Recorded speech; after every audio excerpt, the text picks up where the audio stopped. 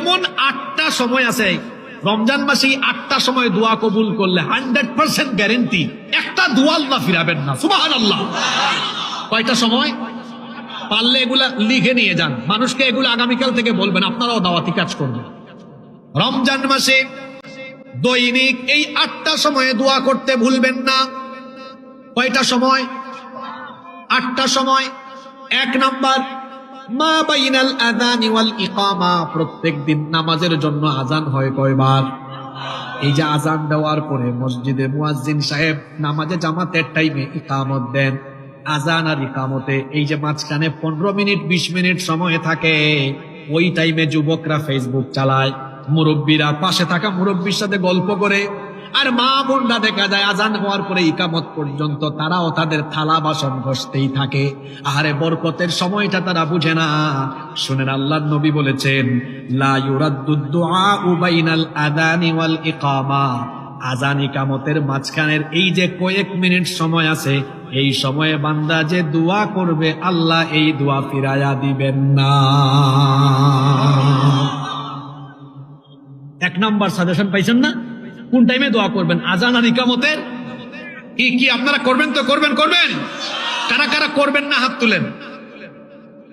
ওই দেখেন কয়েকজন পাওয়া গেছে, আল্লাহর কুতুব, কি মনোযোগ আছে দেখেন। আচ্ছা ঠিক আছে, ওনারা না বুঝে হাত তুলছে। আমরা তো কেউ ভুল করলে হাসি, আল্লাহ হাসেন না, আল্লাহ ঠাট্টা করেন না, আল্লাহ মানুষের বাহিরের টানেন না ভিতরের টানেন। সুবহানাল্লাহ। উনি না বুঝে তুলছেন, অসুবিধা নাই, আল্লাহ মাফ করে দিবেন ইনশাআল্লাহ। তাহলে রমজান মাসে 8টা সময় দোয়া করতে ভুলে যাবেন না। 1 নাম্বার হলো কোন সময়? আজান ইকামতের মাঝখানের সময় দোয়া করলে এই দোয়া কবুল করবেন কে? মা বোনটা কি শুনতেছে নাকি? 2 নাম্বার, দুবুরা কুল্লি সালাতিন মাকতুবাহ, প্রত্যেক 5 ওয়াক্ত নামাজ যখন আদায় করবেন, নামাজের সময় আল্লাহর কাছে দোয়া করবেন। নামাজের সময় আল্লাহর কাছে দোয়া করবেন, কারণ এই টাইমে আপনি আল্লাহর ইবাদত করছেন, সাজদা দিচ্ছেন, আল্লাহ তাআলাকে খুশি করছেন। এই সময় দোয়া কবুল করলে দোয়া কবুল করবেন কে? 3 নাম্বার, নামাজে যখন সাজদায় যাবেন তখন দোয়া করবেন। আমার দেশে বেশিরভাগ মুসল্লি হলো সাজদায় গেলে কিছু কিছু মানুষের নামাজ এত নামাজ না, মনে হয় ফিজিক্যাল এক্সারসাইজ, ঠিক না? এরকম করবেন না। রুকু এবং সাজদার মধ্যে ধীর স্থিরতার সাথে রুকু সাজদা দিবেন। আমি বলছিলাম রমজান মাসে যে 8টা সময় দোয়া কবুল করলে দোয়া আপনার কবুল হবে। 3 নাম্বার, যখন আপনি নামাজে সাজদায় যাবেন তখন আপনি দোয়া করবেন, কারণ আল্লাহর নবী বলেছেন, আকরাবু মা ইয়াকুনুল আবদু মির রাব্বিহি ওয়া হুয়া সাজিদ। আল্লাহর নবী বলেছেন, বান্দা যখন সাজদায় দেয় তখন সে আল্লাহর এত বেশি নিকটবর্তী হয়ে যায়, তখন আল্লাহ আর বান্দার মাঝখানে কোনো পর্দাই থাকে না। এজন্য নবীজি বলেছেন, ফাআকসিরু ফীহি দুআ, এই সাজদার টাইমে দোয়া করো। কিন্তু বাঙালি মুসলমান হলো এমন, সাজদা কত দ্রুত মারবে চিন্তা করে।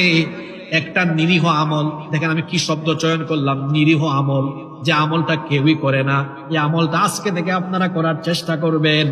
আল্লাহর নবী সাজদার মধ্যে একটা দোয়া নিয়মিত পড়তেন, যেটা আমরা অনেকেই জানি না, হয়তো কেউ জানেন। এই দোয়াটা মুখস্থ করবেন, এটা পড়বেন আল্লাহর নবী সাজদার মধ্যে। সুবহান রাব্বিয়াল আ'লা, এই তাসবিহগুলো তো আপনারা 3 বার জপেন বা আরো বেশিও জপা যায়। এগুলো পড়ার পরে এই দোয়াটা করতে ভুলবেন না। আল্লাহর নবী এই দোয়াটা সাজদায় করতেন, আল্লাহুম্মা গফিরলি যানবি কুল্লাহু দিক্কাহু ওয়া জিল্লাহু ওয়া আউওয়ালাহু ওয়া আখিরাহু ওয়া আলানিয়াতাহু ওয়া সিররাহু।